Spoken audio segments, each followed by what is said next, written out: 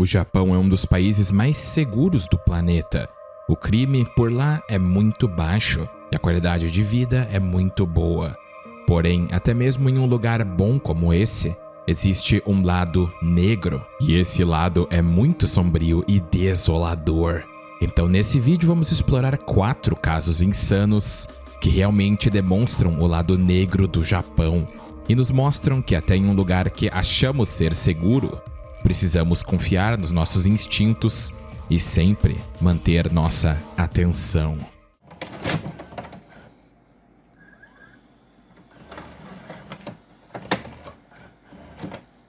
Satoshi Uematsu, na época dos acontecimentos, era um jovem rapaz de 26 anos e aparentemente era um homem de bem com a vida, que muitos viam como alguém positivo. Seu pai era um professor de artes de uma escola de ensino fundamental e Satoshi também trabalhou como professor em uma escola primária em um período de sua vida e era considerado um bom professor e uma boa pessoa em geral.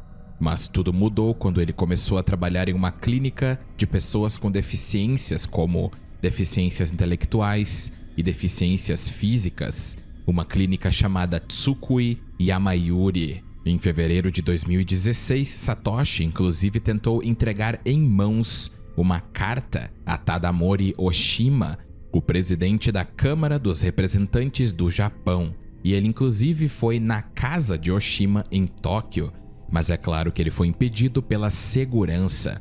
No dia seguinte, ele voltou, só que dessa vez ele deixou a carta com os seguranças. Os conteúdos da carta de Satoshi eram no mínimo perturbadores. Ele argumentava a favor do fim da vida de pessoas com deficiência múltipla, nos casos onde fosse solicitado por seus tutores, e pedia a ajuda de Oshima para entregar sua mensagem ao primeiro-ministro japonês, Shinzo Abe. A carta dizia o seguinte: "Eu imagino um mundo onde uma pessoa com múltiplas deficiências possa ser sacrificada de acordo com os tutores, quando for difícil para a pessoa realizar atividades domésticas e sociais." Ele também escreveu que as mortes de pessoas com deficiências seriam pelo bem do Japão e da paz mundial, bem como para beneficiar a economia global e prevenir a Terceira Guerra Mundial. E ele inclusive assinou seu nome, e ainda a carta detalhava uma ameaça, e ele visava atacar 2 instalações de alojamento de pessoas com deficiências, possivelmente uma referência aos 2 edifícios residenciais onde mais tarde ele cometeu o crime. Na primeira metade da mensagem, Satoshi disse que poderia acabar com a vida de 460 pessoas. Porém, depois disse que era 260 e ainda acrescentou que os funcionários seriam amarrados para evitar que eles interferissem, mas que eles não seriam feridos. E o ato seria rápido e que depois que ele terminasse isso, ele iria se entregar. E no final da segunda metade da carta, ele assinou seu nome novamente, dessa vez com seu endereço, número de telefone e o nome de seu empregador. Mas mais tarde, naquele mês, depois que sua carta foi levada ao conhecimento das autoridades de Sagamihara, ele foi preso, detido, interrogado e internado involuntariamente em um hospital psiquiátrico por 2 semanas. Mas aqui está o grande erro desse caso. Ele foi liberado em 2 de março depois que os médicos consideraram que ele não era uma ameaça. Em sua carta e em declarações feitas após ele se entregar, Satoshi inclusive disse que ele estava salvando da infelicidade tanto os deficientes graves, assim como aqueles que acreditavam que eles têm que ter o encargo de manter suas vidas. Então, tudo o que aconteceu foi por causa que soltaram Satoshi, e esse foi o erro fatal nesse caso, pois pouco tempo depois ele colocou seus planos em ação. E por volta das 2h10 da noite, Satoshi supostamente usou um martelo para invadir o centro de atendimento através de uma janela de vidro no primeiro andar. Ele amarrou um membro da equipe, pegou suas chaves e depois foi de quarto em quarto. esfaqueando as vítimas no pescoço enquanto dormiam. A polícia foi chamada ao centro de atendimento por funcionários por volta das 2h30 no horário local, relatando que um homem com uma faca invadiu o prédio. No entanto, Satoshi deixou o local antes de ser preso. Ele foi gravado deixando as instalações às 2h50 em imagens de câmeras de segurança.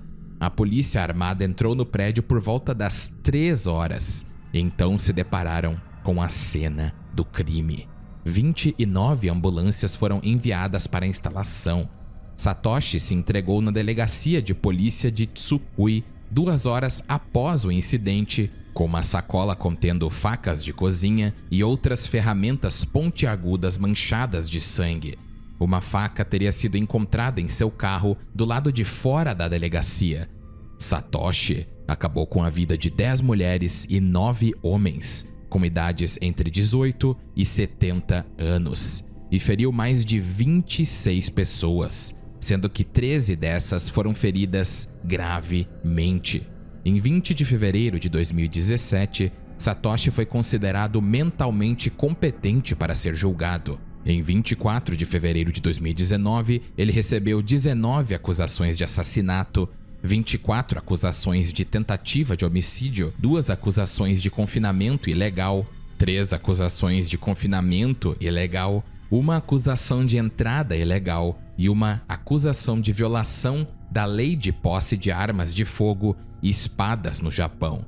A equipe de defesa de Satoshi disse que pretendia argumentar que ele era mentalmente incapaz na época do crime devido aos efeitos da maconha. E eu não sei vocês, mas nunca vi ninguém que usou a maconha e ficou homicida, pois geralmente é o contrário. Em 23 de dezembro de 2019, Satoshi disse que admitiria o crime durante o julgamento, dizendo que negar as acusações contra ele seria sofisma e tornaria o julgamento muito complexo. Mas ele simplesmente mudou de ideia, pois em 8 de janeiro de 2020, Satoshi se declarou inocente dos seus crimes. Em 17 de fevereiro de 2020, a promotoria anunciou que a pena de morte foi oficialmente solicitada contra Satoshi, dizendo que seus atos foram desumanos e que ele não teria clemência. Em 16 de março de 2020, Satoshi foi condenado à morte pelo Tribunal Distrital de Yokohama. Inclusive, o próprio Satoshi disse que não contestaria nenhum veredito ou sentença.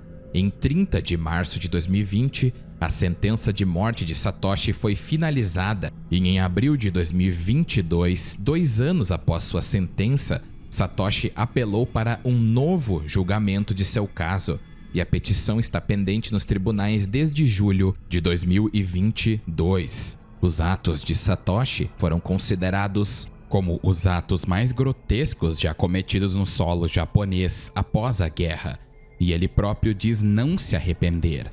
E o fato de ele ter sido solto após ele ter mandado uma carta com aquele cunho é pura insanidade e um erro que infelizmente outros tiveram que pagar.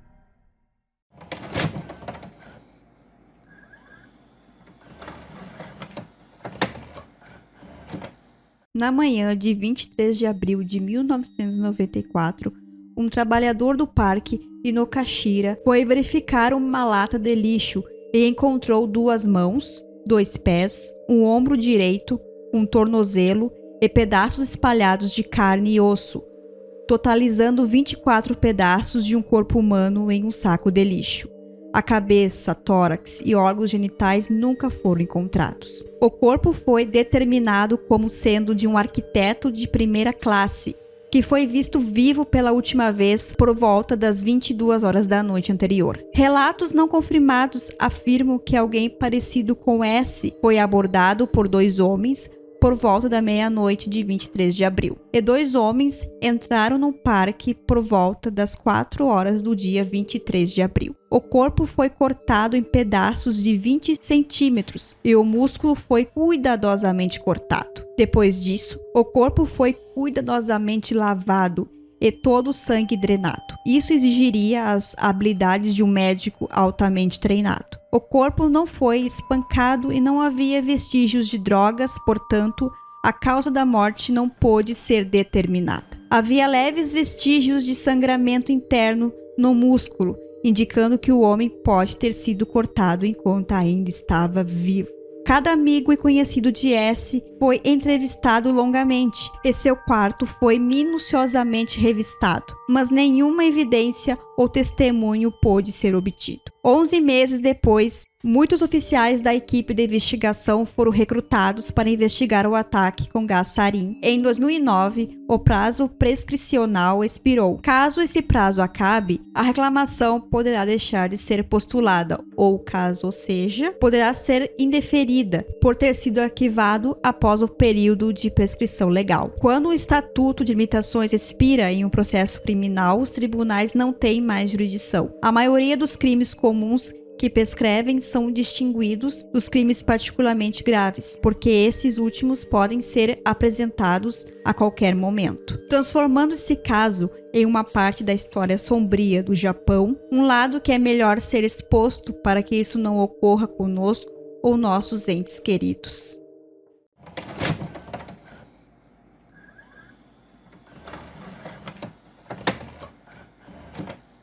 Fusako Sano, uma menina da 4ª série do ensino fundamental e uma menina com um futuro brilhante pela frente, simplesmente desapareceu em 13 de novembro de 1990, com somente 9 anos de idade. Tudo isso aconteceu depois de ela assistir um jogo de beisebol da escola em sua cidade natal, Sanjo, na província de Niigata. E nem mesmo uma grande busca policial conseguiu encontrar ela. A polícia inclusive chegou a considerar a possibilidade de ela ter sido sequestrada por agentes da inteligência norte-coreana. Mas na verdade ela havia sido sequestrada por Nobuyuki Sato, que nasceu em 15 de julho de 1962, que naquele momento era um japonês desempregado com distúrbios mentais e tinha 28 anos, que forçou ela a entrar em seu carro e posteriormente a manteve no 2º andar de sua casa em uma área residencial de Kashiwazaki, e ele manteve ela lá por nada menos que 9 anos e 2 meses. O engraçado é que a casa dele ficava a apenas 200 metros de uma subestação da polícia e a 55 quilômetros do local onde ela foi sequestrada. Embora Fusako estivesse inicialmente com medo, de acordo com as próprias palavras dela, ela acabou desistindo e simplesmente aceitando seu destino. Supostamente, Sato a manteve amarrada por vários meses e usou uma arma de choque para puni-la se ela não gravasse corridas de cavalo na televisão. Fusako também foi ameaçada com uma faca e até mesmo foi espancada. O seu sequestrador dividia com ela suas roupas masculinas e dava comida para ela 3 vezes ao dia, seja comida instantânea ou refeições preparadas pela sua mãe, que morava no andar de baixo da casa. Ele também cortou o cabelo de Fusaki, e como não havia banheiro no andar onde ela estava, ela só tomava banho quando o seu raptor deixava. Ela passou a maior parte do tempo em cativeiro ouvindo rádios e, segundo relatos, só foi autorizada a assistir TV no último ano de sua provação. Embora a porta nunca tenha sido trancada, Fusako nunca deu um passo para fora por 9 anos. Mais tarde, ela disse à polícia que estava com muito medo de escapar e acabou perdendo a energia para fazer isso. A mãe de Sato morava no andar de baixo e aparentemente não tinha contato, pois ele se tornava muito violento sempre que ela tentava subir. No entanto, tem algumas coisas que vão contra essa declaração, pois a polícia acredita que a mãe devia ter conhecimento da presença de Fusako. Por exemplo, foi alegado que ela comprou produtos de higiene feminina para a vítima. A mãe de Sato, com 73 anos, consultou o Centro de Saúde Pública de Kashiwazaki em 1996, no mês de janeiro, porque seu filho estava agindo de forma estranha e era violento com ela. Ela ligou novamente em 12 de janeiro de 2000 e novamente em 19 de janeiro, solicitando uma visita à sua casa. As autoridades finalmente visitaram a casa dela na sexta-feira, no dia 28 de janeiro de 2000. Posteriormente, Sato causou uma perturbação que resultou na chamada da polícia ao local. Na ocasião, Fusako, então com 19 anos, abordou os policiais, se identificou e disse que foi sequestrada perto da escola por um homem que obrigou a ela a entrar no carro. E durante 9 anos ela não deu um passo para fora de casa. E hoje tinha sido a primeira vez. E após essa descoberta e o resgate de Fusako, a polícia do Japão foi duramente criticada. Sato já era conhecido pela polícia por infligir violência contra outra garota em 13 de junho de 1989, pelo qual ele foi condenado em 19 de setembro de 1989. No entanto, seu nome de alguma forma desapareceu da lista de criminosos. E ele não foi considerado suspeito no sequestro de Fusako em 1990. No momento do resgate dela, o chefe da polícia da prefeitura de Niigata, Koji Kobayashi, não compareceu à delegacia para supervisionar a situação, pois ele passou a noite jogando mahjong com o chefe dos departamentos regionais de polícia. Então, devido a isso e aos erros subsequentes da polícia, Kobayashi renunciou em 26 de fevereiro de 2000 e o chefe dos departamentos regionais de polícia renunciou em 29 de fevereiro de 2000. Um fato mórbido é que quando Fusako foi resgatada, ela estava saudável, mas estava muito magra e fraca devido à falta de exercícios.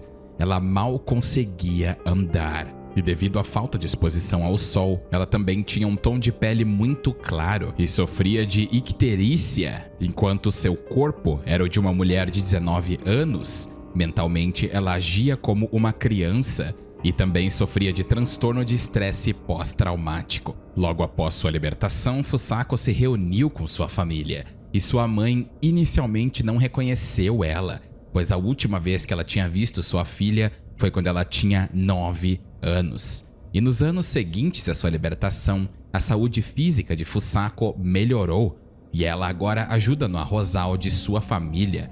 Como resultado de sua falta de interações sociais normais durante seu cativeiro, ela ainda tem dificuldades para se ajustar à vida normal. Ela também tem poucos amigos e, em geral, gosta de passear sozinha. Ela gosta de fotografia digital, principalmente de flores, e ainda tirou carteira de motorista. Os vizinhos comentam que ela ainda é torcedora do time de futebol local Albirex Niigata e ainda vai a alguns de seus jogos. A família Sano se recusa a comentar sobre sua provação. Em 2007, o pai dela se afogou em uma lagoa na presença dela e era um lugar onde os dois iam para se divertir. Já Nobuyuki Sato, o homem que a raptou, então com 37 anos, foi hospitalizado imediatamente em 28 de janeiro de 2000 e foi dito como sendo mentalmente instável. Em 10 de fevereiro de 2000, seu status legal foi alterado de suspeito para criminoso e ele foi preso em 11 de fevereiro de 2000. O tribunal de Niigata abriu seu julgamento em 23 de maio de 2000. No processo, os promotores agiram com muito cuidado para evitar maiores danos à saúde mental de Fusako. O caso da promotoria incluía até acusações menores contra Sato, por exemplo, furto de roupas íntimas femininas, com o objetivo de colocá-lo na prisão pelo maior tempo possível. Após uma alegação de insanidade criminal por parte da defesa, em 6 de setembro de 2001, os psiquiatras consideraram Sato mentalmente apto para enfrentar as acusações e, posteriormente, ele admitiu as acusações principais. Em primeira instância, em 22 de janeiro de 2002, o Tribunal do Distrito de Niigata o condenou a 14 anos de um máximo de 15 anos de pena. A defesa apelou em 24 de janeiro de 2002 e o julgamento foi para a Suprema Corte de Tóquio. Em 12 de outubro de 2002, o juiz da Suprema Corte de Tóquio, Toshio Yamada, condenou Sato a somente 11 anos de prisão, reduzindo a sentença inicial. Tanto a acusação quanto a defesa recorreram em 24 de dezembro de 2002, e o caso foi encaminhado mais uma vez, só que dessa vez foi encaminhado para a Suprema Corte do Japão, em 10 de dezembro de 2002. Em 10 de julho de 2003, o juiz da Suprema Corte do Japão, Takehisa Fukazawa, aceitou os argumentos da acusação e Sato foi obrigado a cumprir uma sentença de 14 anos de prisão. E ele foi condenado na prisão de Shiba, mas foi libertado da prisão em abril de 2015. Por volta de 2017, Sato foi encontrado morto, sozinho em um apartamento na cidade de Shiba. Ele estava na casa dos 50 anos na época. Definitivamente um dos casos mais macabros do Japão. E algo que nos faz pensar duas vezes na nossa segurança, especialmente em lugares que achamos que é seguro.